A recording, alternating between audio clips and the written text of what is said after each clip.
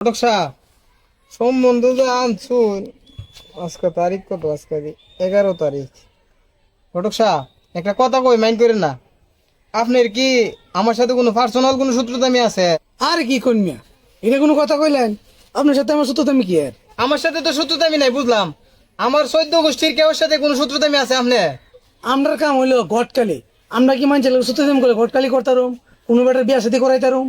কালকে SSC result দিছে, আজকে আপনার কাছে ভালো ফাত্রি আই পড়ছে। আর 6 মাস পরে যে ফাত্রি খুঁজতেছি, আপনার কাছে ভালো ফাত্রি পড়ে না না? এসএসসি যারা ফেল মারছে, এরার মা বাবা কি আপনার প্রেশার দিতেছে যে আমার মেয়ে লাগা ভালো একটা জামাই দেন। আরে ভাই, আপনি যেটা বুঝতেছেন এটা না। এসএসসি ফেল আর ভাজ দেখি তোর পান সপিটা তো ঘুরে ঘুরে ডেক হয়ে মাসবো। গত 6 মাসের ভিতরে কোনো ভালো পাত্রী পাওয়া যাইতো না। যারা ফেল মারছে এরার বিয়া লয়ে ব্যস্ত সবাই। আপনি 6 মাসের ভিতরে আমার বাড়ির আশেপাশে আয়েন না।